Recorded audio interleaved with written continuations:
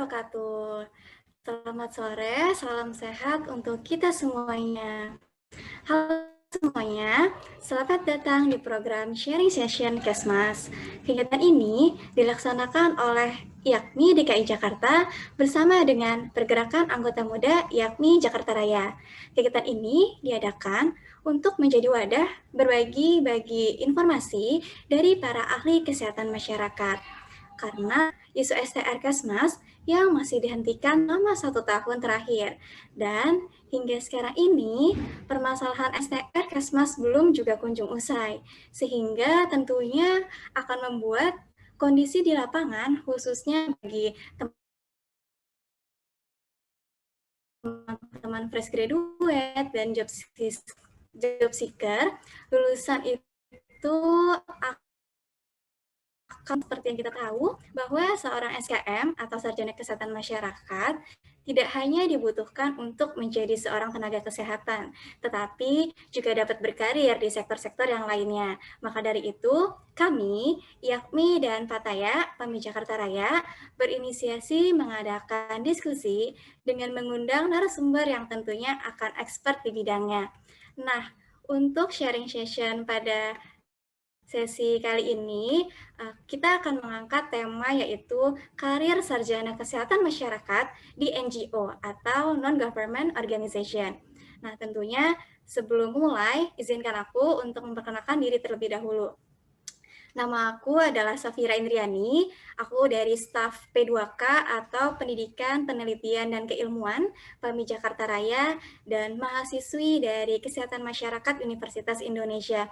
Nah, tapi untuk yang sharing pada sore hari ini tentunya bukan aku, karena ilmu yang aku miliki masih belum banyak tentunya untuk sharing di sini. Tapi ada narasumber keren yang pasti expert di bidangnya. Nah, itu langsung aja nih, udah hadir di tengah-tengah kita narasumber yang tentunya akan keren, yang akan berbagi sharing-sharing sama kita. Ada Kak Love, mungkin aku mau sapa-sapa dulu nih, Kak Love nih. Halo Halo Safira. Kak Love. Halo Ya, Safira. suaraku terdengar nggak? Apa Oke. kabar Safira? Nah, di sini ada, ya, apa suaraku masuk? Iya, sudah masuk. Suara saya cukup jelas.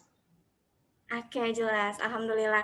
Oke, nah di sini sudah hadir narasumber kita pada sore hari ini.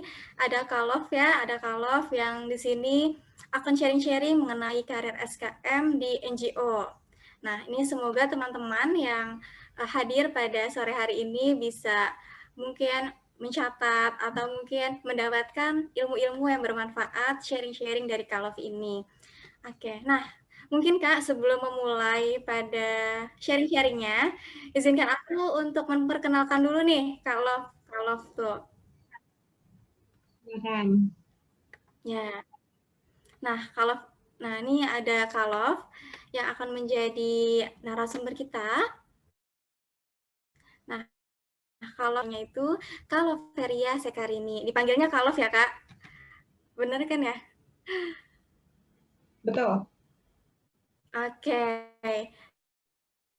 Nah, ini pendidikannya sangat kesmas bisa aku bilang ya, karena di sini ada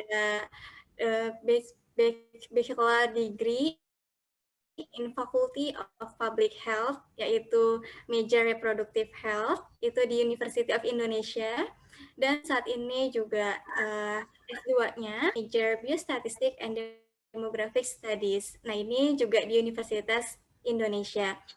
Nah, terus selain itu Kalov juga mendapatkan berbagai banyak banget award baik internasional maupun nasional. Nah, award internasionalnya mungkin salah duanya yang aku sebutkan adalah menjadi nominated for 120 Inspiring Young People from Bill and Melinda Gates Institute for Reproductive Health with John Hopkins and Bloomberg School. Nah, ini siapa yang nggak kenal John Hopkins sih? Udah sangat akrab. Terus yang Selanjutnya itu award-nya adalah sebagai Yates Delegate on International Association for Adolescent Health. Itu didapatkan pada tahun 2017 juga. Nah, selain itu, selain beberapa pencapaian yang didapatkan oleh Kak Love, ada beberapa experience work ya, seperti ada di United for Body Right, United for Body Right, dan juga ada juga memiliki pengalaman kerja ini keren banget. Ada juga pengalaman kerjanya di United Nations Population and Fund. Jadi kayak, wah mantap banget nih, kita bakalan dengerin sharing-sharing dari narasumber yang keren banget sore hari ini. Terus selain itu, ada beberapa, nih tadi aku bisa baca-baca CV-nya ya, banyak sekali founder-founder, banyak menemukan atau membuat sesuatu gitu menjadi produktif sekali, yaitu founder Aliansi Remaja Independent Young People Alliance. Itu adalah National NGO Indonesia for Sexual Reproductive Health. Nah, itu dibangun pada tahun 2007 dan sampai sekarang ya Kak masih berjalan. Terus selain itu juga Head of Adolescent Health Division of IAKMI, Ikatan Ahli Kesehatan Masyarakat Indonesia. Ya, terus ini dari tahun 2014 sampai sekarang. Nih, Masya Allah, banget nih. Kalau nih pencapaiannya, terus jejak-jejaknya, organisasinya sangat amat keren banget. Nah, mungkin aku langsung panggil aja kalau bersama kita. Oke, terima kasih Safira sudah memperkenalkan diri. Salam kenal semuanya, selamat sore, salam sejahtera untuk kita semua. Mungkin kalau ada beberapa teman-teman yang berada di WIT atau dengan yang ada di WIT ya, gitu sudah menjelang maghrib ini karena sudah jam 6 sore ya. Jadi semoga teman-teman masih bisa stay tune bareng dan bisa diskusi bareng sih kita hari ini ngobrol-ngobrol santai ya Safira ya, seputar ya topik ini. Ya, nih Kak, sebelum kita ke tanya-tanya selanjutnya, nah itu terutama di NGO itu seperti apa nih Kak? Gimana? Suara kamu sempat putus-putus? Ya, jadi aku pengen tanya dulu nih Kak, tentang pengalaman kerja Kak, terutama saat di bidang NGO itu seperti apa? Oke, ya terima kasih Safira.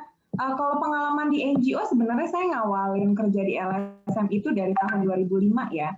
Jadi awalnya sih nggak langsung ke NGO, jadi dulu tuh kebetulan saya hobi banget ikut kegiatan organisasi. Jadi kalau kalau pengen kerja di dunia NGO sebenarnya datangnya dari hati. Jadi jangan kita memulai dengan saya ingin bekerja, tujuan saya cari uang. Tapi kalau saya punya prinsip, saya suka berorganisasi dan disitulah karir saya dibangun. Saya nggak pernah mencari kerja. Dan kalau kita bicara NGO, kenapa saya mulai dari 2005 itu masih masih SMA kelas 2, tapi saya sudah terjun di dunia LSM. Padahal nggak punya background Kesmas, nggak ngerti apa-apa tentang kesehatan, tapi sudah bisa terjun. Karena saya ikut PMR, ikut Paskibra, ikut teater, ikut pencinta alam ikut, jadi hampir banyak organisasi. Di SMA ikut, khususnya ada namanya peer counselor dulu, peer counselor Kota Bogor, dan itu pilot project pertama untuk kalau yang ngerti dunia Kespro, ada namanya puskesmas yang ramah remaja. Nah di situ saya jadi ibaratkan jadi projectnya Kemenkes dan juga WHO, dan disitulah saya pertama kali jadi duta HIV untuk Duta Remaja Indonesia, perwakilan Indonesia di tahun 2005. Nah, disitulah saya mulai kenal tuh, ternyata LSM itu banyak ya, dan akhirnya mulai saya terjun ke dunia LSM. Jadi mulainya gara-gara itu, dan dari memulai ikut banyak kegiatan, kemudian dapat satu network. Ketika dapat satu network, jangan dilepasin, dibangun. Awalnya cuma kenal beberapa LSM, terus akhirnya jadi kenal banyak LSM. Dan itu ternyata jalan yang membawa saya akhirnya sampai sekarang, dari tahun 2005 sampai dengan 2021 sekarang, membuat saya terus terjun di LSM dengan orientasi satu, saya nggak nyari uang dari LSM, tapi saya suka kerja di LSM, tapi ternyata akhirnya LSM itu menjadi lahan pekerjaan saya juga. terlepas dari pekerjaan saya yang lain sebagai dosen ya, tapi dari awal karena memulai karir di LSM, akhirnya itu menjadi profesi yang berlanjut sampai sekarang. Dan akhirnya kuliah, kerja, semuanya jadi mengarah ke arah sana. Gitu, Safira. Wah, tadi sempat aku highlight ya Kak, bahwa menjadi terjun ke dalam NGO ini adalah panggilan dari hati ya. Yep. Ya, sekali. Nah, sebenarnya nih Kak, kalau tadi ngomong-ngomong terkait NGO, nah ini nih Kak, sebenarnya ya aku kepo juga, padahal aku mahasiswa Kesmas ya.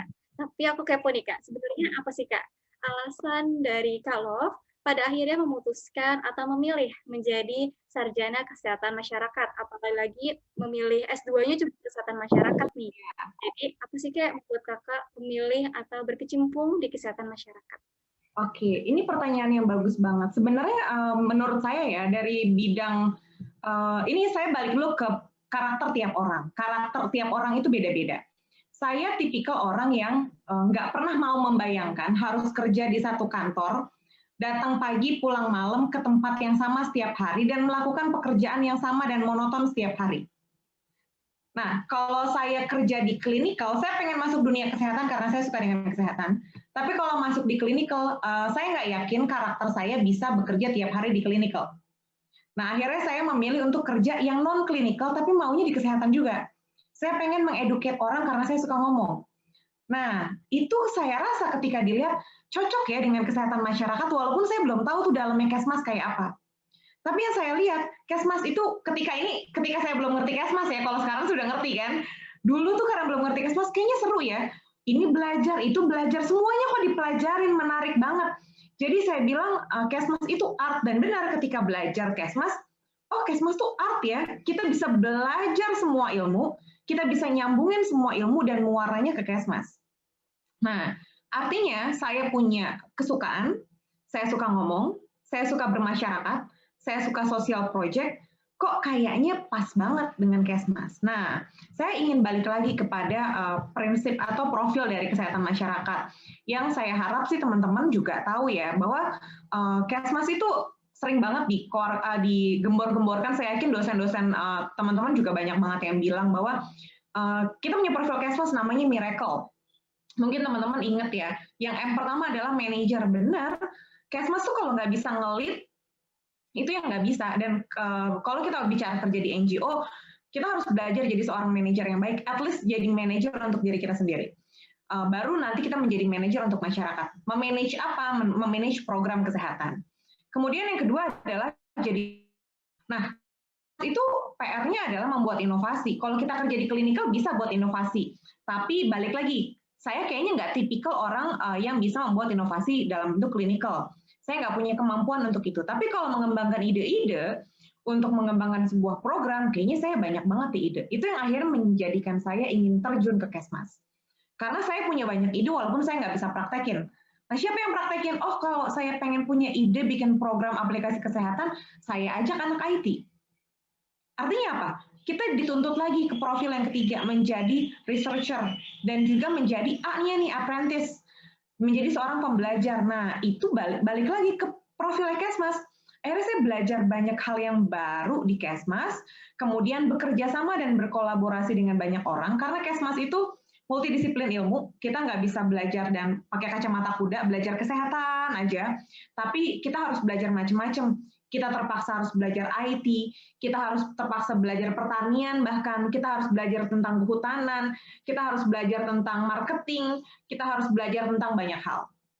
Nah, kemudian yang nggak kalah penting adalah komunitarian, dan itu adalah bagian dari hobi saya. Makanya kalau tadi Safira lihat di profil atau di CV saya, hobi saya creating something new for community. Nah, jadi disitulah saya senang banget buat program sosial, dan itu kayaknya cocok banget dengan profil saya.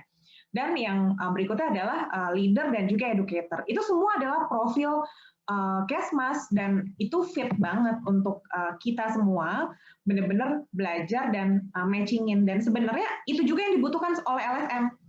LSM tuh itu banget, butuh itu semua banget. Dan sayangnya saat ini banyak banget teman-teman alumni dari Kesmas gitu, atau mahasiswa ya suka banget tanya ke saya, Bu, nanti kalau saya lulus saya kerja apa ya? gitu. Pasti ditanya, nanti saya harus daftar PNS, PNS, dan PNS. Kenapa dunia kita sesempit itu, sedangkan lapangan kerja di luar sana tuh banyak dan profilnya, ibaratkan gini, kita tuh satu paket produk, ibaratkan, yang punya paketnya dari A sampai Z, full package, tapi yang dipakai cuma yang A doang. Padahal kita masih punya B sampai Z, gitu, yang bisa dipraktekin, dan Kesmas itu kerjanya lahannya luas banget, tapi karena kita menyempitkan diri kita, akhirnya ya udah, dunia kita jadi sesempit itu. Kita lupa bahwa jaringan atau koneksi dengan banyak orang, silaturahmi dengan banyak orang, itu membuka jalan untuk kita semua. Itu sih Safira. Jadi panjang ya. Keren banget Kak. Alasan untuk memilih Kesmasnya ini, lagi-lagi aku bilang kalau sangat amat Kesmas ya, kayak sudah mendarah daging di dalam diri kalau gitu Kesmas ini. Nah, tadi kan sempat di-mention ya sama kalau ekspektasi-ekspektasi atau mungkin bayangan-bayangan kakak gitu saat memilih pendidikan Kesmas gitu. Nah, sebenarnya nih Kak, gimana sih Kak pada akhirnya setelah berkarir sebagai SKM atau MKM gitu kan? Apakah sesuai dengan ekspektasi yang tadi sempat kakak mention atau ternyata loh kok kenyataannya gini atau seperti apa tuh Kak? Buat saya ini di luar yang saya bayangkan, bahkan lebih. Kenapa saya bilang lebih?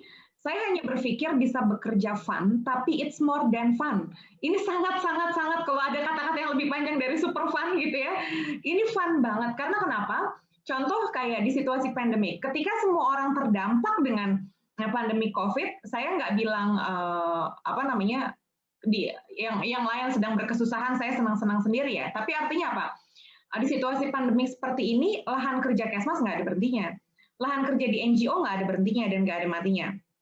Dan ketika kita punya skill Kesmas itu banyak banget, makanya saya punya prinsip kalau kuliah jangan jadi kupu-kupu, kuliah pulang. Kalau saya sih senang banget kuliah pergi kemana gitu ya, supaya dapat ilmu gitu. Ekspektasi saya lebih banget dan akhirnya ya ini mendorong saya untuk jalan ke sini dan bisa punya banyak pengalaman dan ilmu. Bahkan ilmu yang berada di luar dari keilmuan saya, dalam arti saya dapat banyak hal yang baru. Kayak contoh dulu saya ingat banget saya kuliah S1, banyak dosen saya itu di FKM UI yang ternyata partner kerja saya di LSM.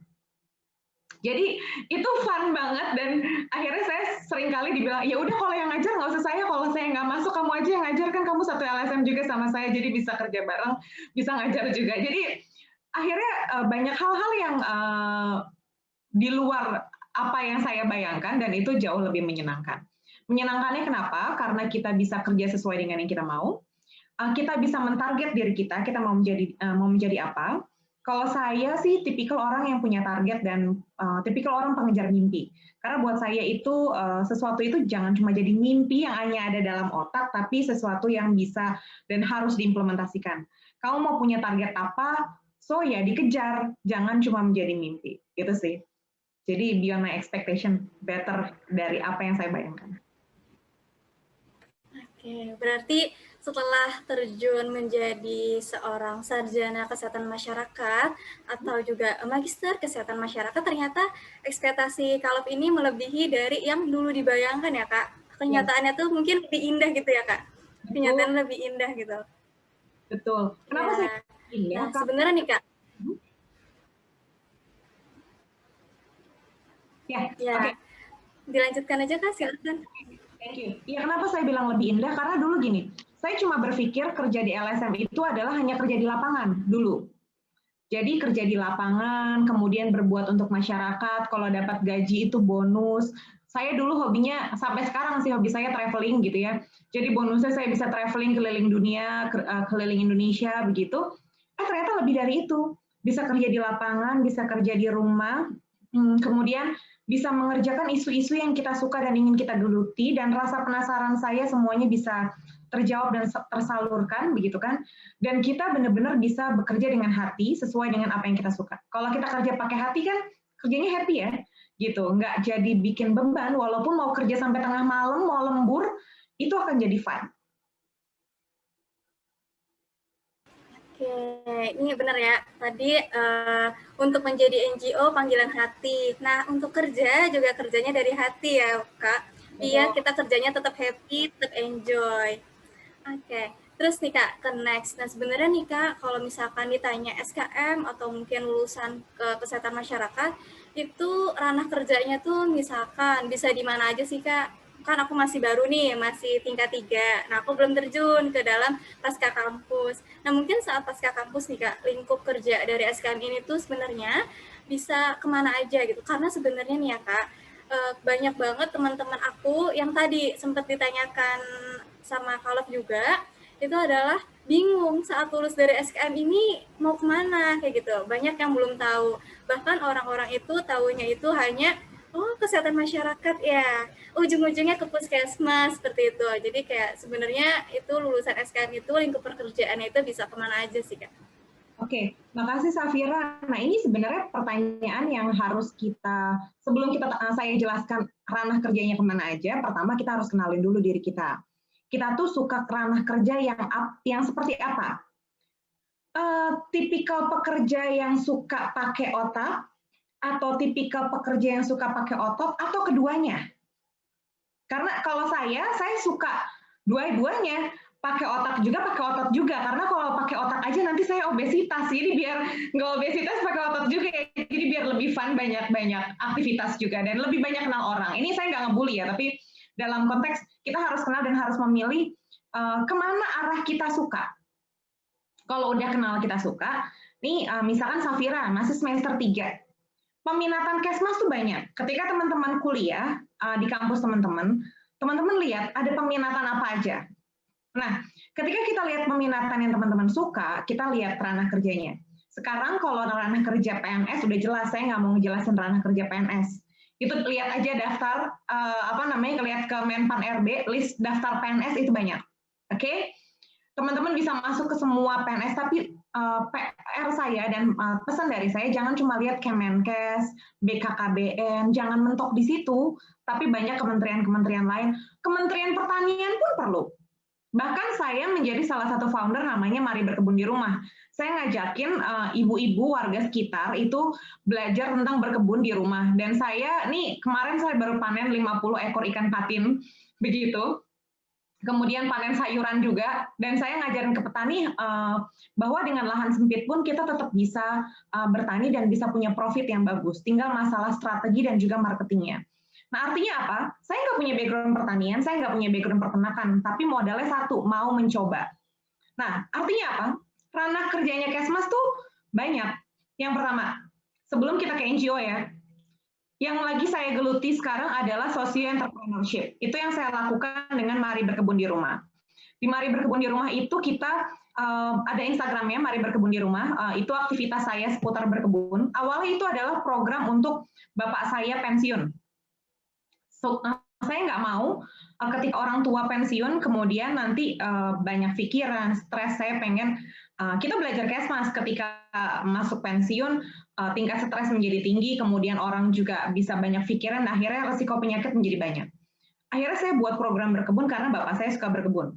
Kita belajar berkebun dan beternak, nggak ngerti background-nya apa. Saya ikut komunitas. Simple.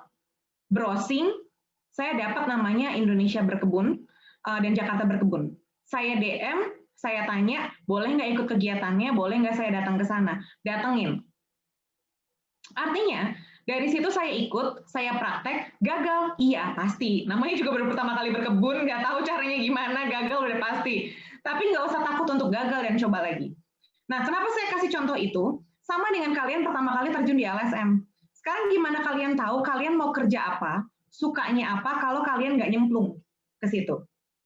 Nah, jadi kita bisa nyemplung dulu nih, misalkan. Kalian ngelihat PAMI deh gitu ya. Kenapa ikut kegiatan PAMI?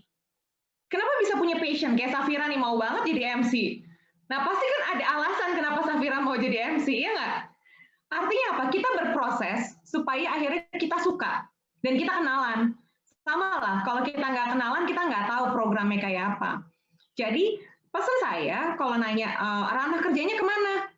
Saya belum jawab itu. Saya cuma pengen kalian pertama, coba dulu semua organisasi yang kalian pengen coba. Katanya sekarang lagi ngetren traveling.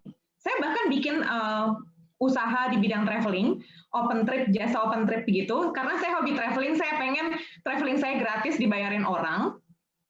Tapi saya tambahkan sebuah LSM juga namanya, bukan LSM, komunitas namanya Petualang Inspiratif. Mirip dengan programnya 1000 Guru, cuma kalau 1000 Guru hanya program datang ngajar, kemudian setelah ngajar, udah bubar. Nah, tapi di program Petualang Inspiratif itu, saya ngajak Safira, misalkan, ayo Safira kita traveling yuk ke Labuan Bajo, modal sendiri ya tapi ya. Nah, modal sendiri, nabung dulu buat tahun depan gitu ya. Terus, tapi 20% dari anggaran yang yang Safira budgetkan untuk Labuan Bajo harus dianggarkan buat proyek sosial. Nah, kemudian kita harus bikin proyek selama kita kunjungan ke sana. Tapi Safira juga harus punya kewajiban tahun depan pergi ke sana lagi untuk follow up proyek yang sudah kita lakukan di sana. Artinya apa? Saya bukan ngajak anak muda traveling doang, tapi you have to do something. Isunya apa? Oh, saya ngertinya Kesmas, saya ngertinya kesehatan, saya ajak ke sana. Nggak sengaja saya kenalan sama para owner-owner penyewaan kapal-kapal untuk trip keliling Labuan Bajo. Alhasil saya bikin open trip, saya jadiin bisnis. Terus habis itu saya jadiin bisnis, uangnya buat apa? Uangnya buat program pengelolaan lingkungan di sana, pengelolaan sampah plastik, limbah plastik di sana. Artinya apa?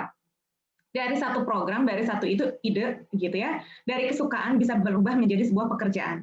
Dapat pekerjaan, dapat sosial project iya, dapat amal juga iya gitu kan. Nah, terus dapat koneksi baru juga iya. Nah, itu gambarannya. Artinya apa? Coba approach satu-satu. Karena kalau nggak jawab nih pertanyaan Safira, ranah kerjanya di mana aja? Tadi saya udah jawab selintas. Pertama kita bisa jadi socio entrepreneur, bikin sendiri. Bahkan kita bisa bikin LSM sendiri. Saya dulu bikin LSM tahun 2007, itu masih SMA kelas, udah masuk kuliah semester 1. Saya bikin LSM loh. Saya nggak punya modal. Dulu kalau kita bikin LSM itu kumpul-kumpul biasa. Terus dulu tuh masih pakai fundraising, pakai proposal, keliling-keliling gitu loh, minta sumbangan-sumbangan bantuan, atau mungkin masih ngamen-ngamen zaman-zaman dulu saya SMA gitu ya, untuk fundraising gitu, atau di pinggir jalan mungkin untuk fundraising zaman dulu. Tapi lama-lama saya mikir, ya ampun capek banget ya kayak gitu. Masa kita ngumpulin duit, minta terus sama orang, gimana ya? Kita jalan 3 tahunan lah ya. Alhasil 2010 kita dari 2008-2009 kita coba cari lembaga-lembaga atau donor yang bisa bantu support kita sexuality, dan akhirnya kita cuma punya uang kas 500.000. Dari mana? Kalau Safira jadi MC dapat honornya dipotong ya 50%. Bukan sedikit. Jadi bukan motong dikit, tapi motongnya tuh banyak. Kenapa? Karena kita pengen organisasinya settle dulu. Kemudian itu dibangun, kas kita cuma 500.000. Modal kita kenal sama orang, saya kenal sama salah satu ketua PMI Jakarta Timur, dan kita numpang sekretariat di sana.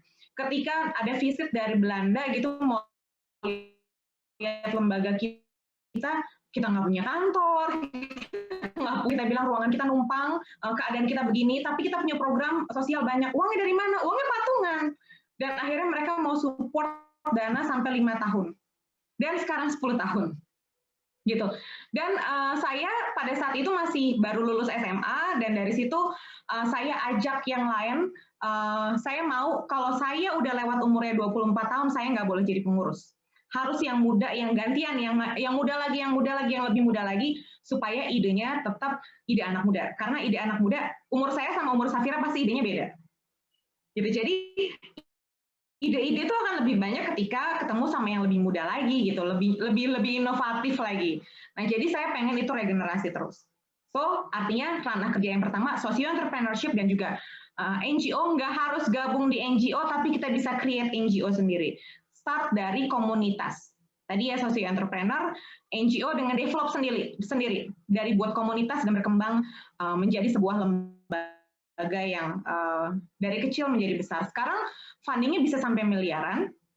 Saya nggak megang apa-apa dan saya nggak dapat benefit apa-apa, walaupun pendiri nggak dapat uang 1 rupiah pun nggak, gitu ya. Jadi sama sekali nggak ada. yang dibikin benefit itu mungkin teman-teman pernah kenal Ruang Guru, ada namanya Iman Usman, salah satu founder dari Ruang Guru.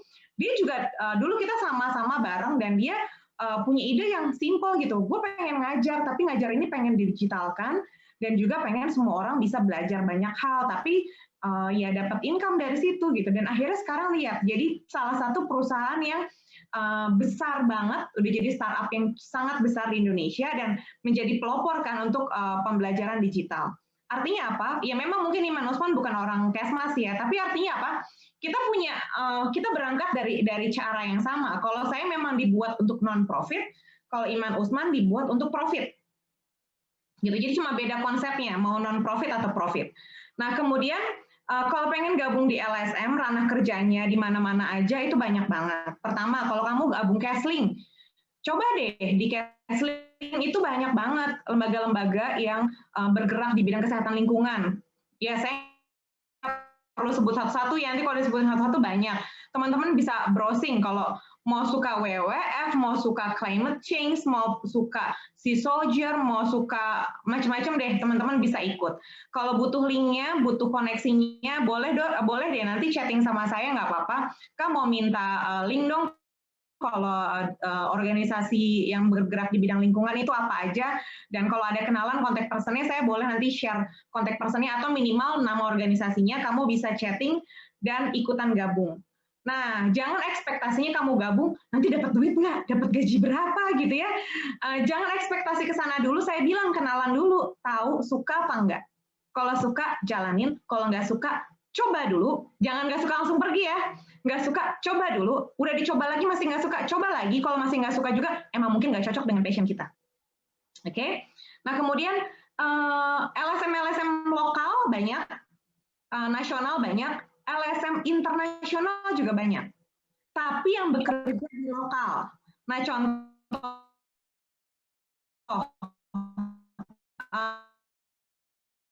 Population Fund itu lembaga dari dulu paling sering saya ikutin. United Nations Population Fund, UNICEF, dan juga WHO. Itu yang lembaga yang paling sering ngebawa saya keliling dunia. Jadi itu gimana cara gabung ke situ? Itu gampang banget sebenarnya. Ada namanya UN Volunteer. Teman-teman boleh ketik sekarang, boleh sambil googling dengerin saya. Kalau ngeliatin muka saya mungkin bosan, jadi sambil browsing, googling juga nggak apa-apa. Ketik aja UN Volunteer. Kemudian mereka open rekrutmen tiap tahun buat anak magang. Jadi dari Safira dari semester 3 boleh Safira magang ke sana ya. Jadi jangan nunggu lulus. Karena membangun karir itu harus dari sekarang. Jadi nggak usah nungguin STR setahun nggak ada, nggak apa-apa.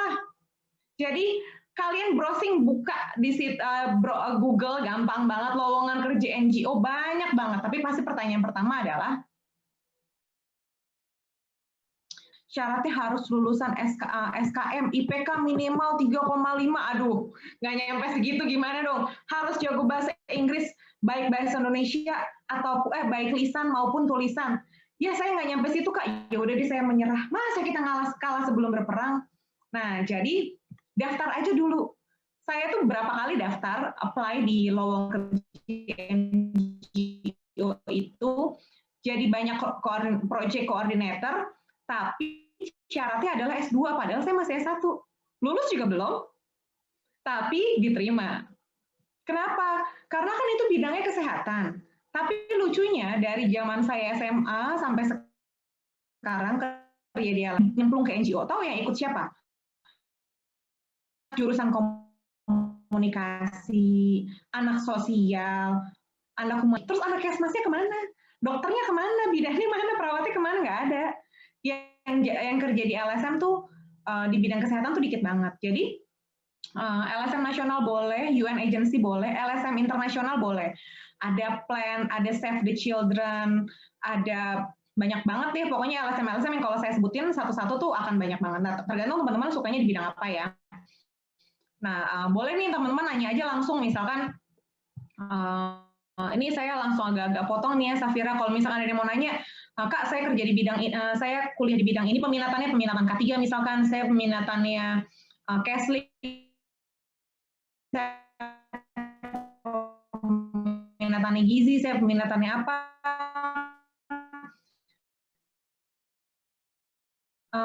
komunitasnya apa gitu, supaya saya bisa gabung di luar. Masuk aja dulu di komunitas, lumayan bantu kegiatan secara virtual, dapat koneksi, habis itu dapat kerjaan. Lumayan kan?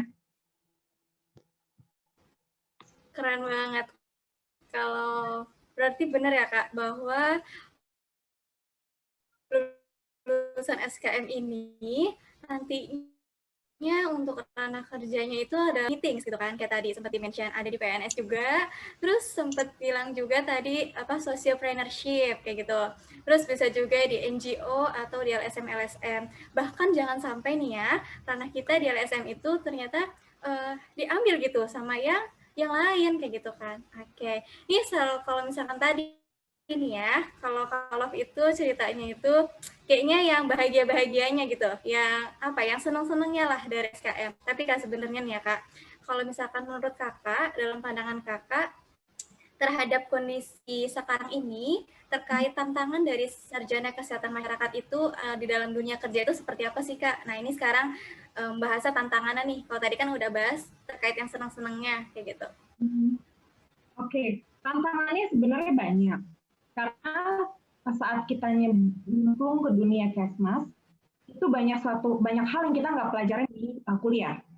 Jadi ada temennya nanya nih, sekalian saya mention, ada Dita Putri, mau banget Kak punya komunitas, tapi aku dari jurusan manajemen, kenapa enggak?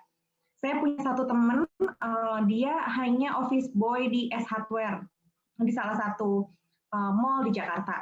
Tapi dia bareng sama saya bikin komunitas, dan itu dia hanya lulusan SMA. Yang lulusan SMA aja bisa, kenapa yang manajemen nggak bisa ya? Itu satu. Dan tantangannya apa? Banyak. Tantangannya satu, kita mau apa enggak. Karena tantangan paling susah adalah kita tuh suka mager. Jadi, apalagi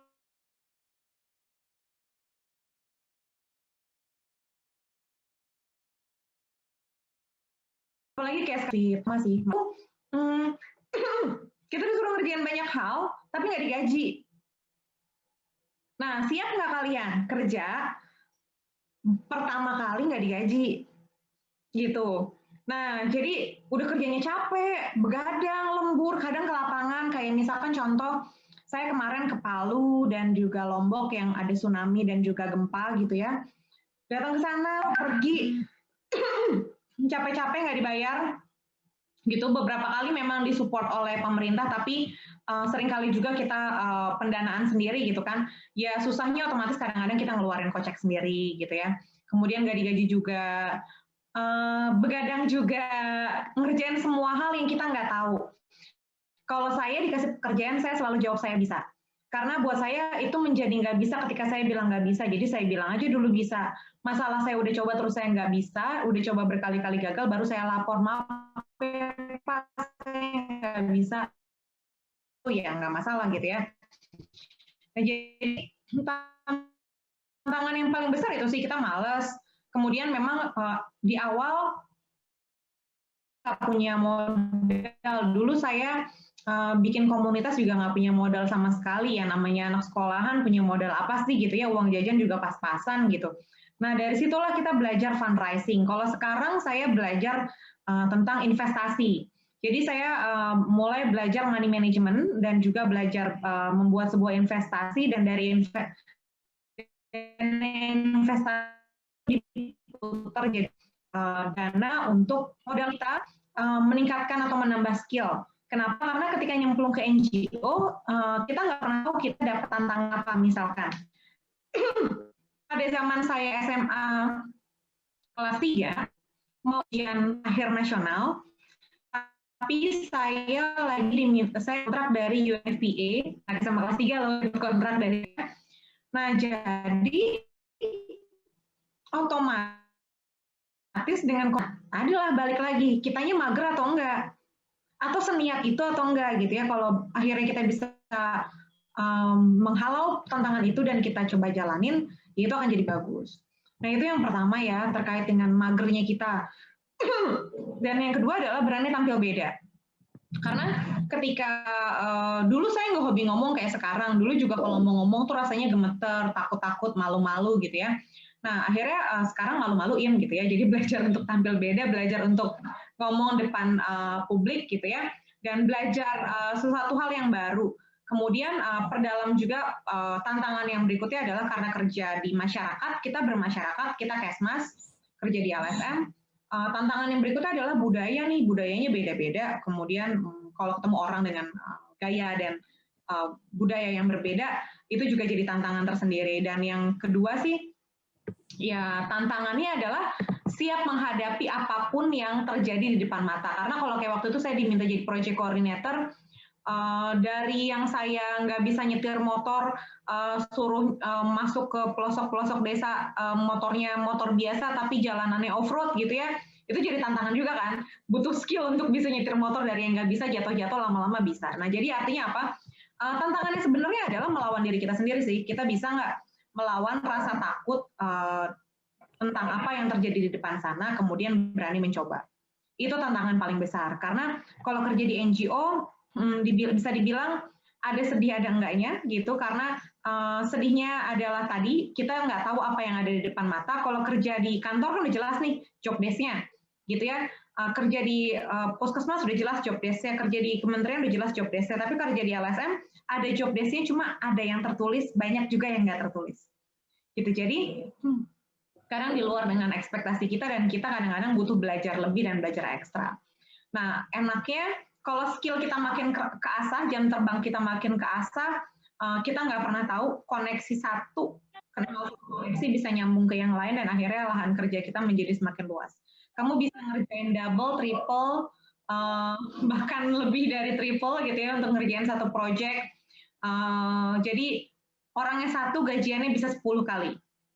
Gitu, itu benefitnya sih ya, dibalik tantangan itu. Cuma ya tadi balik lagi, bisa melawan rasa malas kita nggak, dan bisa melawan ketakutan kita nggak, itu sih paling utama. Oke, berarti poin utamanya adalah dari dalam diri sendiri ya Kak, yaitu adalah rasa malas dan rasa takut. Dan yang tadi aku highlight juga, itu adalah dimanapun kita berada, jadilah beda gitu, jadilah yang spesial gitu kan. Kalau misalkan kita sama aja dengan yang lainnya, dalam artian kita biasa-biasa saja atau tidak belum expert di bidangnya, maka tentunya tantangan dalam dunia kerja ini akan semakin sulit ya, sulit. Berbeda jika kita sudah menyukai bidang tersebut, terus juga sudah ahli di bidang tersebut.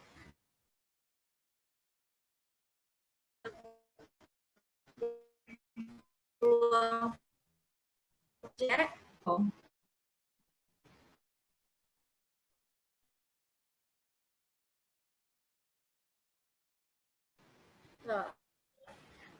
Atau non-government organization gitu.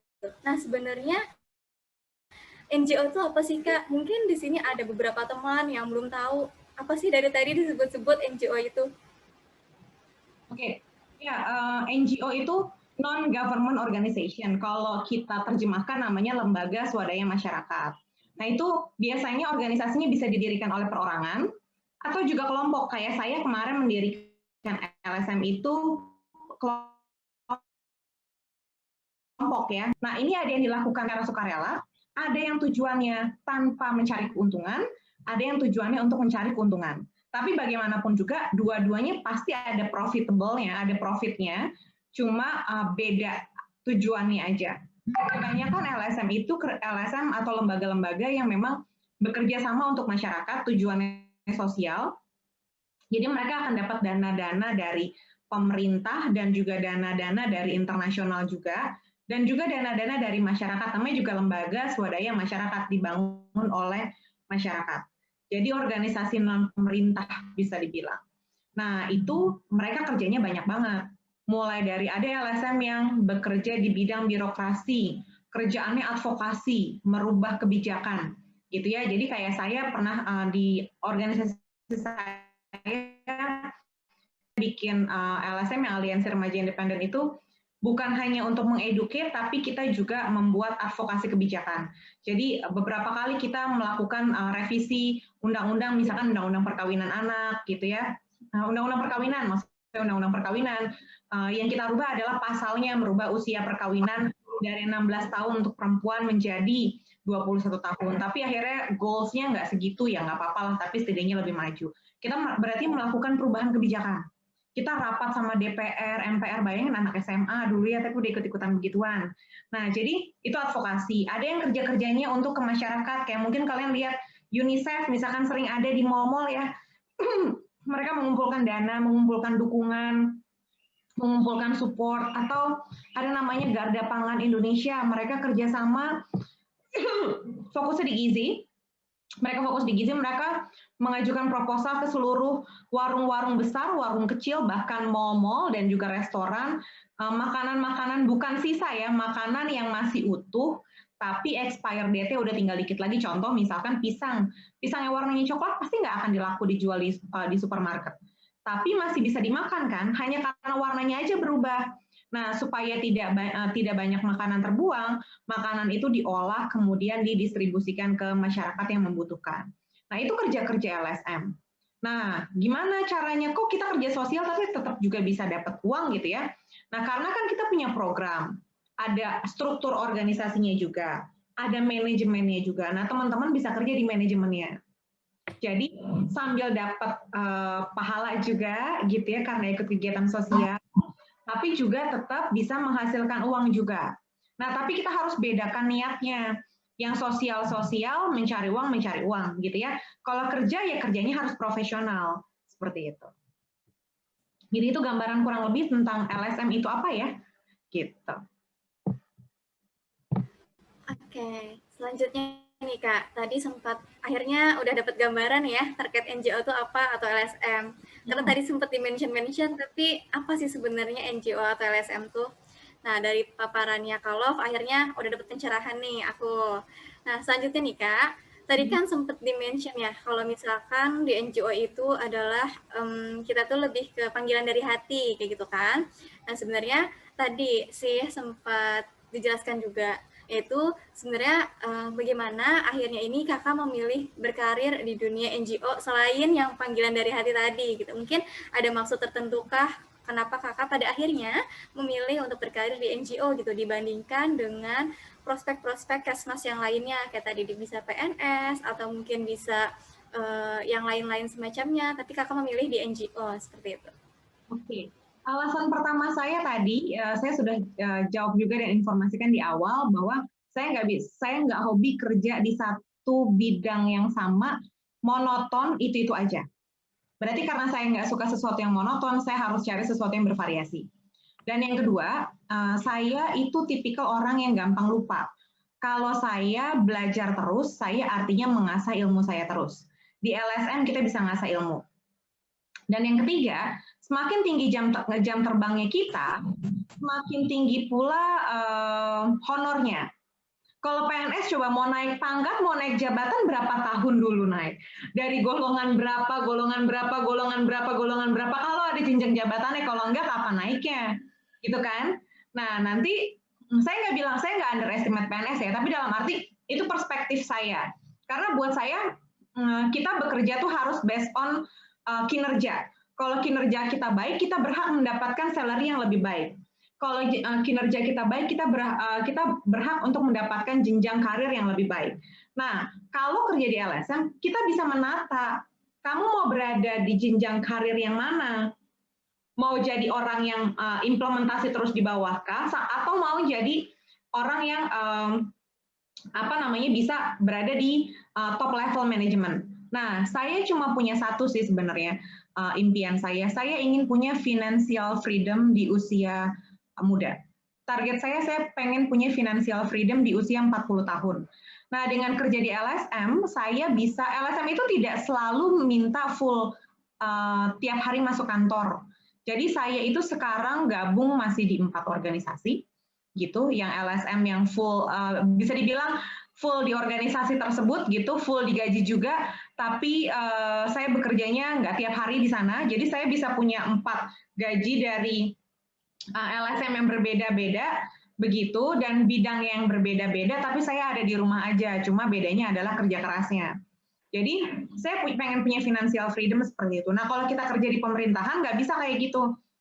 Kerja di satu tempat ya di satu tempat aja, kita nggak bisa kerja di banyak tempat. Nah, itu yang menjadikan saya suka banget kerja di LSM. Dan yang terakhir adalah karena memang passion saya juga di bidang itu. Nah, karena saya suka dengan bidang sosial, saya juga suka ngajar, saya juga suka sharing dengan banyak orang, jadi saya rasa itu yang menjadi paling tepat ya. Tapi salah satu alasan utama adalah punya financial freedom dan juga tentunya bisa menyesuaikan jam kerja sesuai dengan yang saya mau. Kalau saya nggak mau ngambil, jadi gini, kalau saya misalkan saya jadi konsultan, kalau saya nggak mau dapat duit, aduh saya lagi malas kerja, ya udah deh saya nggak kerja dulu ya udah. Tapi kita tahu konsekuensinya, kita nggak akan dapat gaji. Tapi kalau saya misalkan, saya nih mau punya target, bulan depan saya pengen punya ini gitu ya, ya saya bisa ambil job-job project LSM ya banyak gitu. Jadi saya bisa ngambil banyak. Nah tapi ingat kerja di LSM itu bukan tanpa resiko, khususnya mungkin yang berpikir, nanti gimana ya kan kalau PNS kan settle, banyak orang berpikir gitu kan, bahwa nanti ada uang pensiun gitu ya, kalau kerja di LSM nanti gimana? Kan itu based on kontrak kan, kontraknya habis, terus habis itu, waduh saya nganggur lagi nih. Ya jangan nunggu kontraknya habis, kerjaan LSM itu kan banyak ya. Jadi jangan hanya ibaratkan jangan naruh telur, misalkan kau punya uang nih, jangan naruh uang dalam satu bank yang sama. Nanti kalau banknya kebakaran, terus perusahaannya paylit gitu, itu ya udah hilang kan gitu. Jadi kalau sama dengan pekerjaan, kalau kamu punya satu pekerjaan, jangan bergantung dengan satu pekerjaan aja. Gimana kalau nanti tiba-tiba kalian di PHK gitu kan dadakan, kalian nggak punya backup, ya PNS aja bisa di PHK gitu kan, apa kabar kalau yang bukan PNS? Nah jadi yang itu yang harus dipersiapkan adalah itu. Jadi saya kerja di banyak LSM, kemudian kalau satu habis kontrak masih ada kontrak yang lain, satu habis kontrak ada kontrak yang lain. Kalau saya capek kerja, kemarin udah kerja banyak deh, udah dapat income yang banyak, ya udah deh habis itu udahan dulu ya, mau liburan dulu boleh. Gitu. Jadi menjalankan hobi, menjalankan pekerjaan dengan banyak hal bersamaan. Oke, menarik. Ternyata benar ya, karena sebenarnya nih ya Kak, aku juga punya teman, yaitu alumni dari kesehatan masyarakat juga, dan berkecimpung di NGO. Dan aku melihat memang untuk kerjanya itu fleksibel gitu. Kadang masuk, kadang mungkin tidak masuk, maksudnya tidak ada project. Terus dia bisa bekerja di berbagai tempat gitu. Terus aku kayak melihatnya kayak menarik banget, kok bisa sefleksibel itu, sedinamis itu. Tapi ternyata benar tadi pas melalui pandangannya kalau ternyata benar gitu apa yang aku lihat benar pada kenyataannya. Oke. Nah, selanjutnya nih ya Kak, tadi kan sempat SKM di NGO. Nah, menurut Kakak, sebenarnya mengenai peran yang didapatkan sebagai seorang SKM di NGO. Nah, sebenarnya kita tuh bisa berperan sebagai apa sih Kak di NGO tadi? Apakah misalkan bantu di ranah apanya atau seperti apa kayak gitu Kak? Oke, di LSM itu banyak banget pekerjaan yang bisa dilakukan. Ini sekalian saya jawab pertanyaan dari Robi Pratama ya. Nah, jadi Robi Pratama juga nanya kalau peminatan Promkes gimana nih biasanya lulusannya selain Puskesmas, Dinkes sama Kementerian Kesehatan di mana? Tadi saya udah bilang ya ranah-ranahnya ada macam-macam, bisa LSM, Social Entrepreneur dan lain sebagainya. Nah, terus kalau di LSM itu kerjanya ngapain? Pertama, kita bisa jadi project coordinator. Project coordinator itu menjadi koordinator dari sebuah bisa riset, bisa sebuah program. Jadi kalian pernah ikut BEM kan? Kayak sekarang bikin acara PAMI kayak gini-gini, atau pernah bikin acara hajatan atau acara pesta-pesta ulang tahun deh, mau ngerayain bikin acara apa gitu, atau bikin arisan. Itu kan mengelola sebuah kegiatan ya. Nah jadi bisa dibilang jadi koordinator untuk sebuah program. Misalkan programnya adalah mau membuat program penyuluhan selama 1 tahun di SD mana gitu ya. Itu proyeknya misalkan dari Save the Children namanya misalkan kayak gitu. Nah kemudian penyuluhan ini harus rutin, targetnya berapa? 1.000 anak yang harus edukasi. Harus 100 sekolah, harus targetnya berapa laki-laki, berapa perempuan. Nah, jadi koordinator program ya kamu koordinir tuh. Wah, saya nggak punya kenalan nih. Gimana caranya nggak punya kenalan? Oh ya udah, kontaklah. Safira, ada nggak sekolah di dekat rumah kamu sekolah SD? Kenal sama kepala sekolahnya nggak? Kenal sama gurunya nggak? Tanya-tanya aja semuanya. Kayak sekarang tadi sebelum ini saya baru ada project bareng sama JICA. Dia salah satu lembaga, dia donor dari pemerintah Jepang. Begitu dari Jepang, dan dia juga banyak NGO yang banyak berfokus baik pendidikan maupun kesehatan dan juga bidang yang lain. Tapi saya dapat kontaknya dari rekan saya dan dia itu punya temen di Queensland University Australia, dia yang lagi conduct risetnya bersama JICA. Nah, akhirnya saya jadi ngapain? Saya cuma diminta untuk telepon-teleponin dan minta pertemuan untuk wawancara dengan 40 orang perwakilan dari institusi kesehatan yang ada di Indonesia, listnya udah ada.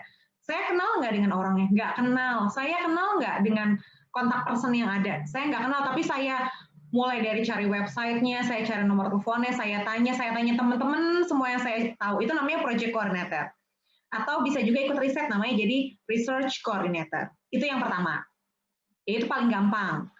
Nah, kemudian kalau di NGO juga ada nih, karena Kesmas tuh pasti belajar SPSS, belajar Epidata gitu ya, belajar Epinfo. Nah, itu pelajaran anak Kesmas banget.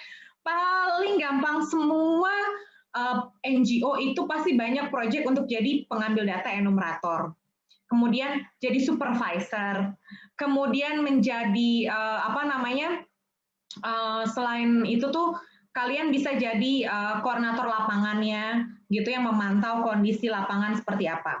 Atau juga bisa menjadi, itu kan masih level, bisa dibilang itu level middle ya. Kalau level top manajemennya kalian bisa jadi direktur, bisa jadi manajer program gitu, namanya manajer program. Kalau project coordinator itu ada di bawah, ada manajer program. Nah, manajer program itu kalian mengelola program biasanya nggak cuma satu, misalkan program HIV ada berapa project gitu ya. Nah, project coordinatornya satu, tapi manajer programnya itu dia megang semuanya, nanti di bawahnya adalah koordinator program. Nah, namanya juga manajer program. Nah, ini ibaratkan sama dengan manajer tapi bukan di perusahaan, ini manajer di LSM. Nah, gitu. Jadi itu bisa tuh kalian, waduh saya belum punya pengalaman jadi manajer, coba aja dulu gitu ya. Banyak kok yang ikutan di situ tuh belum punya pengalaman. Yang penting dicoba aja dulu. Masa udah kecemplung nggak belajar gitu kan? Ingat aja kalau dipecat gimana nasibnya, sedih kan? Ya udah pokoknya jalanin aja dulu gitu ya. Jadi dicoba dulu. Namanya juga jadi manajer, otomatis memanage keseluruhan. Saya dulu nggak ngerti bagaimana bikin laporan keuangan. Saya dulu nggak ngerti cara bikin proposal yang bagus. Bikin sih proposal, tapi kayak ya gitu-gitu aja. Tapi ternyata bikin proposal tuh harus begini, terpaksa gara-gara masuk LSM. Semua tuh gara-gara terpaksa deh, judulnya nggak ngerti, tapi lama-lama jadi bisa.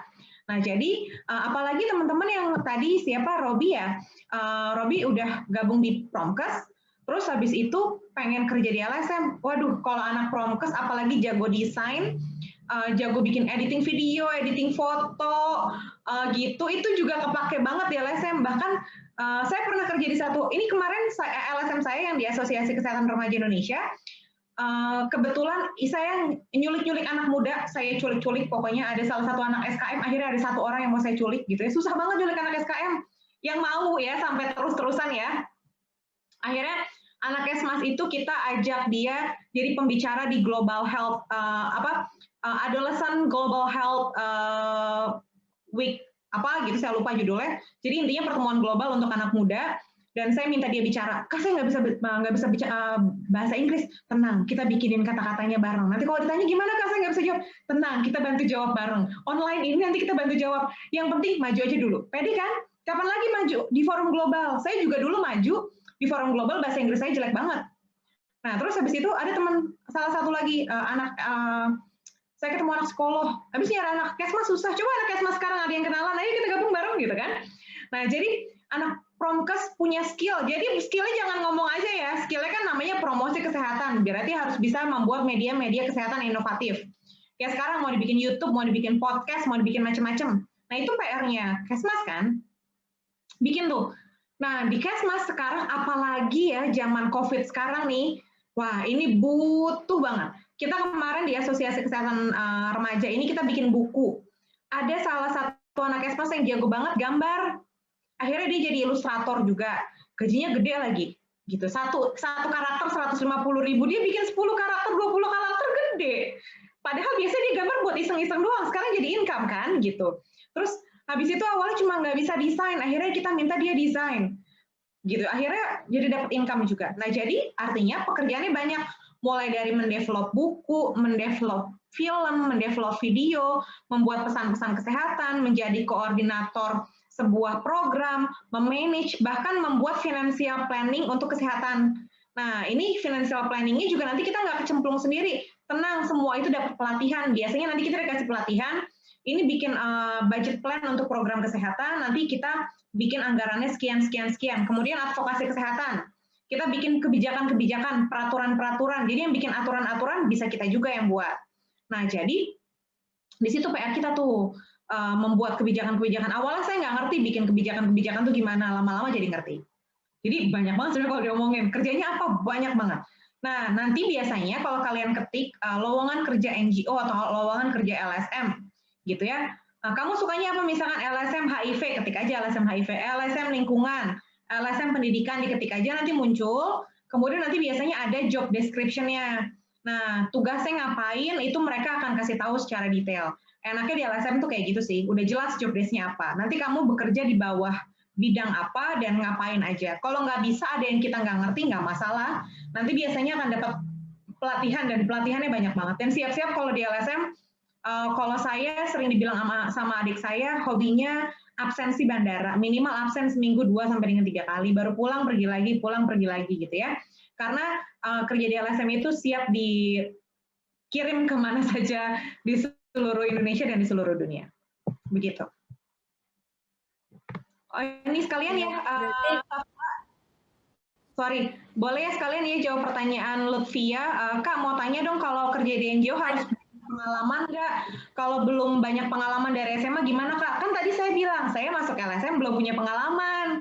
Sama sekali masih nol. Nah, ini saya kasih tips gimana supaya CV-nya panjang banget. Kalau nanti dilihat, wih gila Safira keren banget CV-nya ya gitu ya. Supaya CV-nya keren kayak gitu tuh, ikut aja semua kegiatan tadi saya bilang. Nih dari sekarang nih kepoin semua Instagram yang berhubungan dengan LSM yang kamu suka gitu ya. Follow, kemudian ikut kegiatan dulu online. Sekarang lagi COVID, mumpung COVID, enak nih kalian nggak harus datang kan?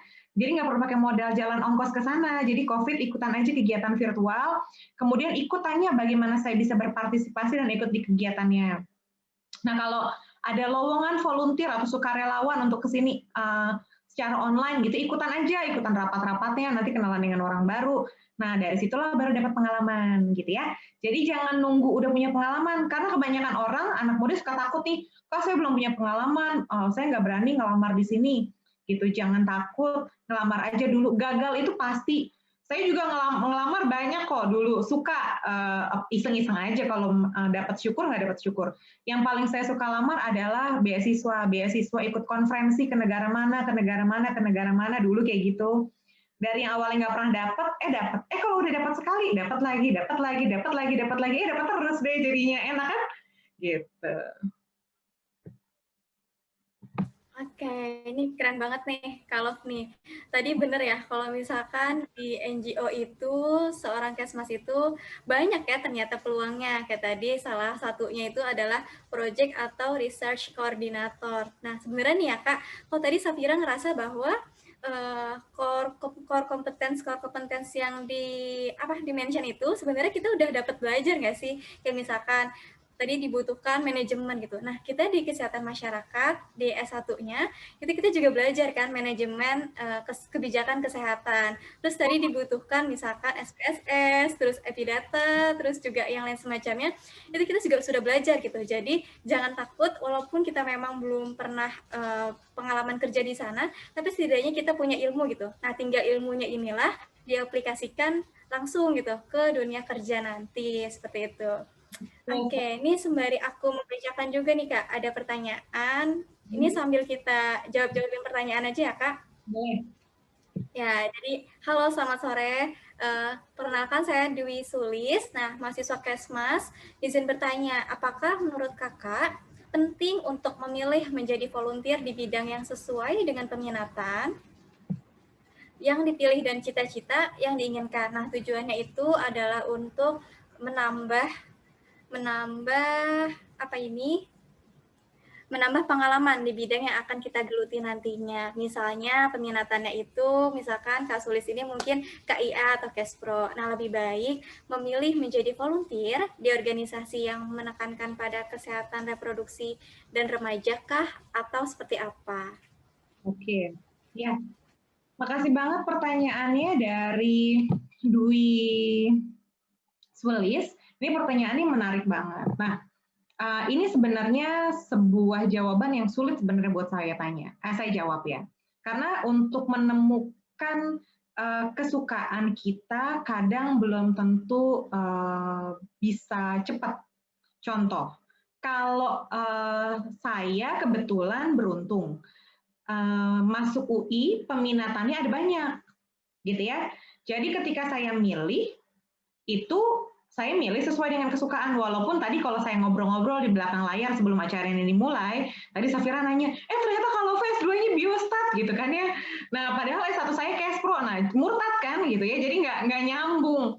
Nah, saya masuk Kespro itu nyasar, karena dulu nggak ngerti. Saya kerja di LSM Kespro, ngertinya Kespro, ya jadinya masuk Kespro gitu kan.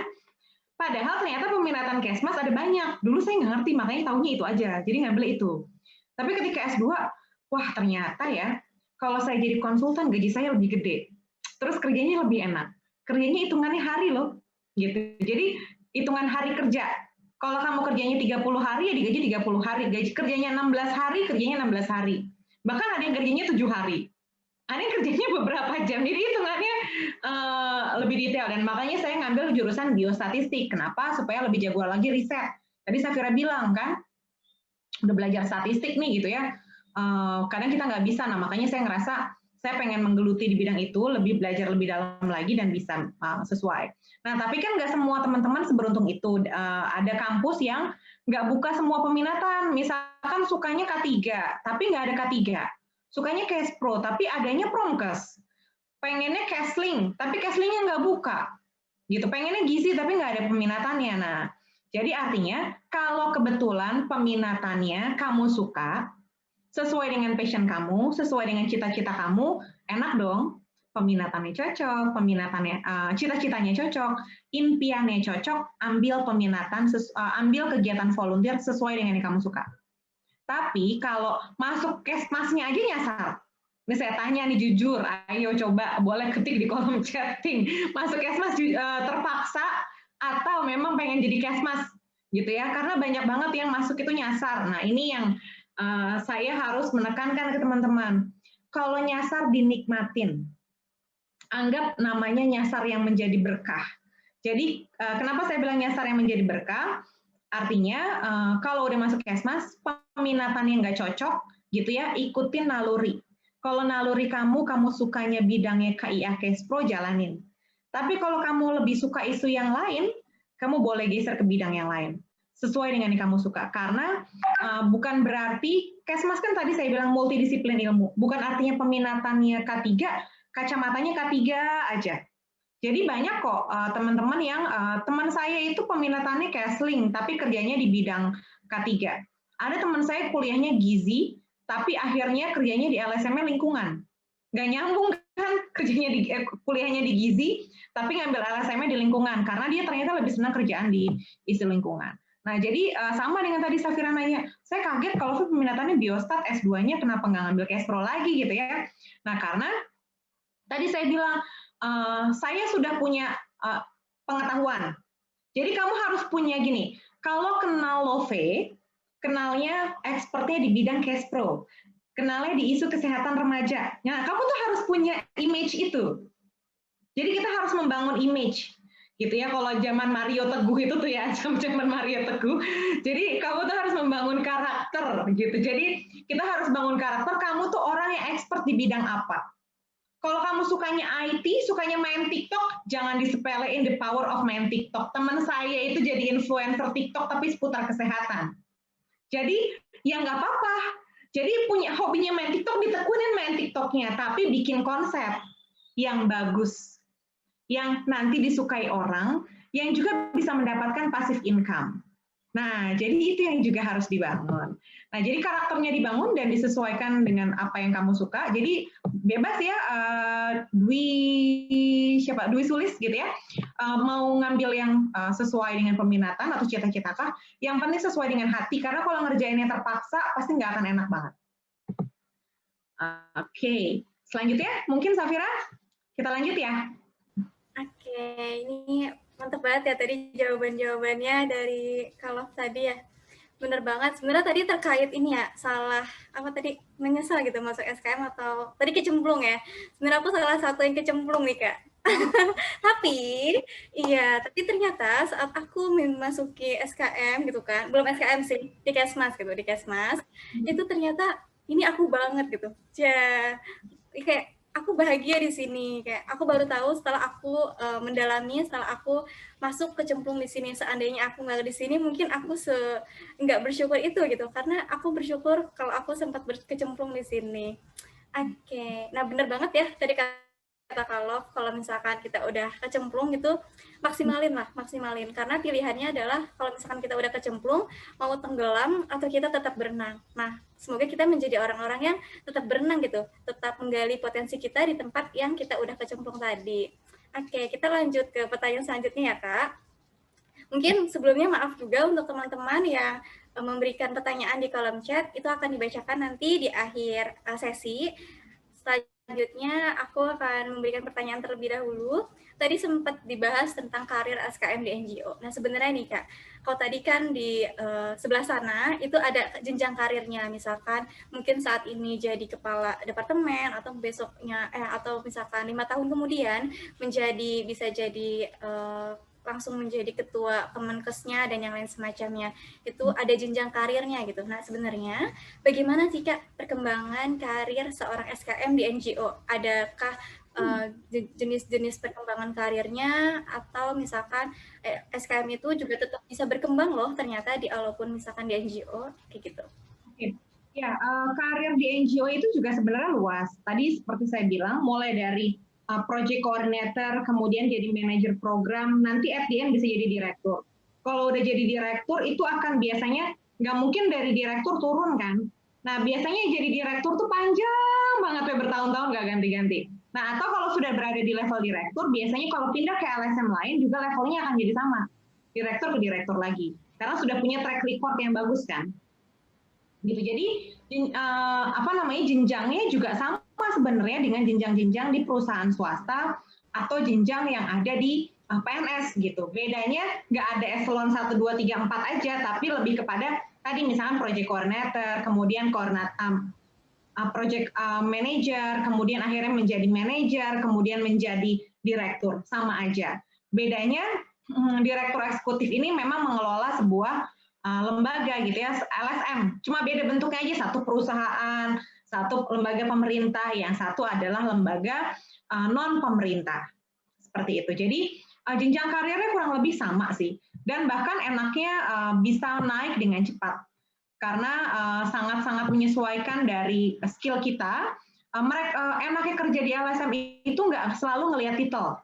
Jadi nggak harus kejar S1, S2, S3. Saya nggak bisa bilang pendidikan itu nggak penting, pendidikan tetap penting. Tapi beda. Kalau kerja di swasta, saya bisa bilang lembaga pemerintahan itu kan seringkali menuntut pertama masa kerja. Harus lama dulu kerjanya baru naik gitu ya. Kemudian juga titel juga berpengaruh begitu. Kemudian juga hal-hal lain juga berpengaruh ya. Tapi kalau di LSM, ini mirip dengan perusahaan swasta. Kalau performance kita bagus, kita kerjanya rajin, dan kita punya banyak inovasi, dan juga kita mau terus mengembangkan diri, kesempatan buat kita naik ke jenjang yang lebih tinggi, itu cepat banget. Jadi, tergantung dari kita nih, mau naiknya secepat apa. Oke? Oke, nah berarti kalau misalkan di NGO seorang SKM ini tetap ada ininya ya Kak, tetap ada bakalan berkembang gitu kan, tetap berkembang. Oke, jadi jangan takut kalau misalkan memang memilih kayak NGO ini adalah aku banget gitu. Nah, jangan takut kalau misalkan aduh Bang, seperti itu. Oke, nah nih Kak, mungkin sedikit juga ingin bertanya. Tadi sempat di-mention kalau misalkan ini juga ya NGO yang kita kenal itu adalah non-government organization gitu. Nah sebenarnya kalau untuk dalam segi pemasukan ya, dalam finansial gitu, nah yang didapatkan saat berkarir di NGO itu cukup worth it nggak sih Kak? Atau seperti apa gitu? Ada kondisi-kondisi tertentu yang khusus mungkin dalam segi finansial di NGO ini. Oke, terkait finansial di awal tadi kan saya bilang itu tuh bergantung dari startnya di mana. Misalkan saya startnya di sini, skill saya masih di sini ya. Beda dengan yang kalau sudah upgrade skill, upgrade. Makin kamu upgrade, salary-nya makin tinggi. Tapi tergantung LSM-nya. Kalau LSM lokal biasanya jauh lebih kecil. Makanya orang ambil biasanya LSM yang besar-besar, bahkan LSM nasional dan internasional, begitu. Bahkan UN agency, beda ya sama UN agency ya. Nanti mungkin siapa tahu PAMI sama IAKMI Jakarta bisa bikin sharing session untuk kerja di UN agency itu salary-nya lebih gede lagi. Saya nggak mau ngomong ke sana karena nanti siapa tahu ada narasumber yang bisa cerita lebih oke lagi di sana. Tapi kalau kerja ngomongin salary, saya bilang nggak kalah kok sama kerja di pemerintahan. Contoh, saya ngomong belak-belakan. Saya itu zaman SMA kelas 2, gaji saya 6 juta. 6 juta itu zaman tahun 2005. Coba 6 juta anak SMA loh zaman dulu, harga emasnya masih berapa gitu ya per bulan gitu. Jadi saya udah anak SMA yang udah gaya-gaya banget gitu kan, udah punya gaji gede gitu ya. Nah kemudian itu baru gaji bulanannya aja. Terus habis kayak gitu tiap perjalanan dinas sama loh, PNS juga dapat uang transport, dapat uang pergi namanya per diem gitu ya kalau nginep di sana gitu ya. Itu juga sama gitu ya, kemudian dapat uang macam-macam deh, uang makan apa segala macam, dapat juga kalau perjalanan dinas. Nah LSM banyak banget ke lapangan, pergi ke perjalanan dinas itu bisa seminggu 2 kali, paling sedikit seminggu sekali. Perginya minimal 3 hari seminggu ya, dikaliin aja. Anggap seharinya 200.000 kali seminggu ya kan, bahagia ya kan? Gitu. Terus ngerjain proyek apa lagi, dapat lagi. Kalau satu proyek, kalau proyeknya banyak, nah, banyak kan? Gitu. Nah, makanya saya bilang jangan kerjanya jangan satu bidang aja, kerjanya banyak bidang. Jadi sebenarnya profitable banget. Saya kasih contoh tahun 2005 tuh. Jadi sekarang kamu compare aja tahun 2021 itu berapa. Gitu. Nah, jadi apalagi kalau kamu sudah jadi konsultan. Nah, kalau konsultan itu ada konsultan kerjanya di LSM. Tapi LSM ini kerjasama sama pemerintah. Jadi kamu harus kerja di kantor pemerintah. Misalkan Safira, kerja di LSM saya punya program sama Bappenas. Nanti saya suruh, Safira kamu kerjanya tiap hari di Bappenas ya, tapi mewakili LSM tersebut. Gitu. Nanti kamu dapat gajinya double. Kalau ada proyek Bappenas, uang transportnya dari Bappenas, tapi kamu digaji juga dari LSM. Enak nggak? Nah, double kan? Bahagia kan hidup ini gitu ya. Jadi ikutan aja yang banyak dan jangan takut. Nah, kalau di awal mungkin bisa jadi gajinya belum besar. Ya sama standarnya mungkin sama dengan anak-anak fresh graduate ya. Cuma lama-kelamaan tadi saya bilang upgrade skill. Tenang, skillnya nggak bayar sendiri, dibayarin. Jadi dibayarin sama LSM tersebut biasanya. Tapi kalau pengen cepat ya upgrade skill aja. Kita ikut pelatihan-pelatihan apa sesuai dengan yang dibutuhin. Tapi rata-rata sih kita dibayarin sih untuk upgrade skill. Dan jangan lupa masukin ke dalam CV biar CV-nya makin tebal gitu ya. Karena mumpung masih tipis ditebelin dulu. Kalau nanti udah tebal ditipisin nih supaya nggak kepenuhan begitu ya. Nah gitu. Jadi kurang lebih begitu Safira kalau ngomongin salary itu banyak banget. Ini sekalian berarti saya jawab pertanyaan Laura ya. Nanya gimana cara apply-nya, cara ngedaftarnya. Nah saya jadi kepikiran nih gara-gara Safira nanya kalau saya buat WA group lowongan kerja NGO mau nggak ya? Jadi nanti kalau ada list ada lowongan-lowongan kerja saya posting di situ siapa tahu ada yang ngedaftar tapi masalah keterima atau enggak itu usaha sendiri ya gitu.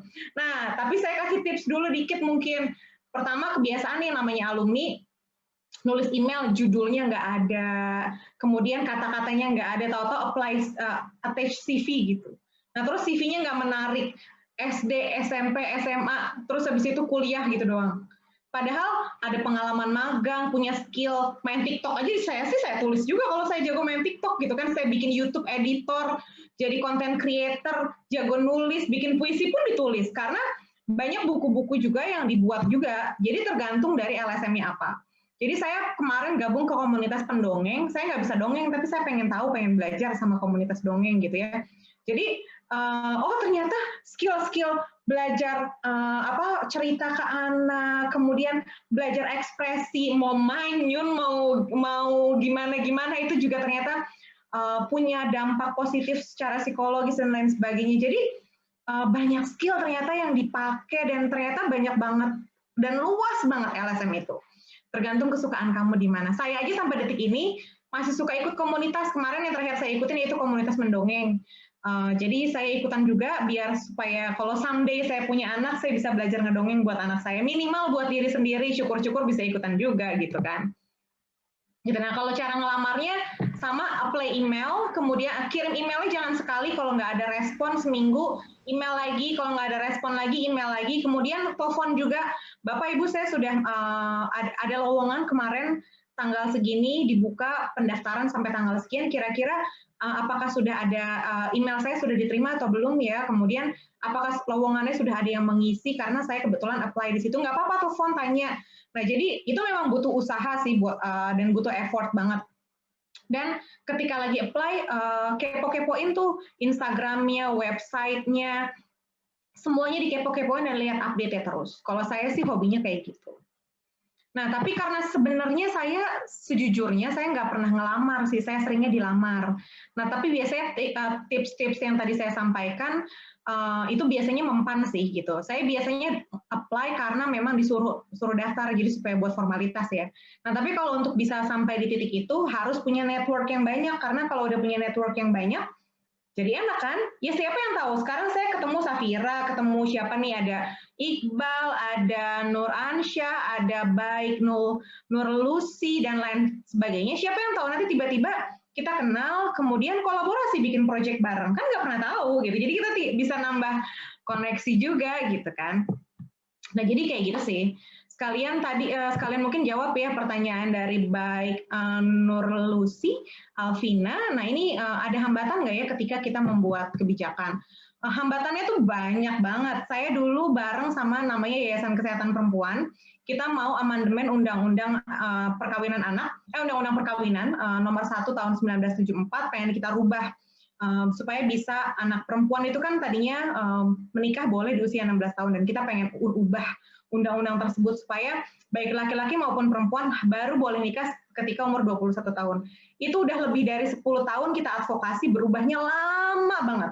Dan kita di Mahkamah Konstitusi udah gagal berkali-kali, kita gabungin beberapa LSM sampai minta suara banyak banget, kerja sama-sama tokoh agama, tokoh masyarakat, dan itu gagal banget, ditolak juga sama MK, tapi akhirnya di tahun lalu juga akhirnya berhasil, walaupun endingnya disamakan dengan undang-undang perlindungan anak, disamakan dengan usia 18 tahun. Setidaknya kita naik. Jadi kalau bicara advokasi itu juga panjang, dan itu juga PR-nya juga tuh dari salah satu LSM. LSM juga bahas kebijakan kesehatan ya. Nah, inovasi-inovasinya ya tentunya banyak. Yang utama sih kita harus berjejaring ya. Jadi berjejaringnya bukan hanya kita dalam mencari koneksi, tapi juga membuat inovasi nih. Inovasi program nggak bisa sendiri. Jadi LSM sekarang tuh jangan kerja sendiri, kerjanya kolaborasi sehingga bisa lebih banyak koneksi. Begitu. Gimana? Ada lagi, Safira? Nah, nggak kerasa ya Kak, dari tadi abis asar, terus sekarang nggak kerasa udah sore nih. Kayak seru banget kita ngebahas terkait Kesmas ini. Bahkan kayaknya masih banyak banget nih teman-teman yang mau bertanya kayak gitu kan. Bahkan aku juga sebenarnya pengen nanya, tapi sayang sekali. Ternyata waktu kita tuh terbatas sampai sore ini aja kayak gitu. Oke, mungkin nanti kita bisa bertemu di lain kesempatan ya Kak. Nih senang banget aku bisa kenal sama Kak Love nih. Kalau tadi dibilang apa terkait relasi, terus terkait jejaring nih, Kak Love, aduh aku sangat amat bersyukur bertemu dengan Kak Love, berkesempatan di sini. Sama-sama, Safira. Oke, nah mungkin sedikit aku memberikan kesimpulan dari yang tadi kita sudah bahas, bahwa yang tadi ya, seorang Kesmas ini banyak sekali ternyata untuk peluang kedepannya. Ada yang bisa di PNS atau mungkin sociopreneur, dan salah satunya juga yang spesial itu adalah di NGO kayak gitu. Nah, mungkin untuk menjadi masuk ke dalam NGO atau kita biar bisa mudah untuk mendapatkan pekerjaan itu adalah yang pertama, kita harus berani untuk beda gitu, berani beda dengan yang lainnya, terus jangan malas, terus jangan takut untuk mencoba, kayak gitulah. Jangan takut untuk mencoba.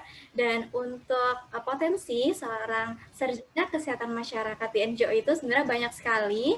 Itu salah satunya bisa menjadi project atau research coordinator, terus bisa jadi manajer juga. Dan di NGO ini SKM itu juga bisa berkembang gitu, bukan hanya di sebelah saja. Nah, terus keuntungan-keuntungan di NGO tadi ini aku sangat highlight, yaitu kita bisa sedinamis itu, sefleksibel itu, bisa masuk kapan saja, sesuai dengan yang kita mau, terus juga kita bisa mendapatkan pekerjaan lebih dari satu jika kita di NGO.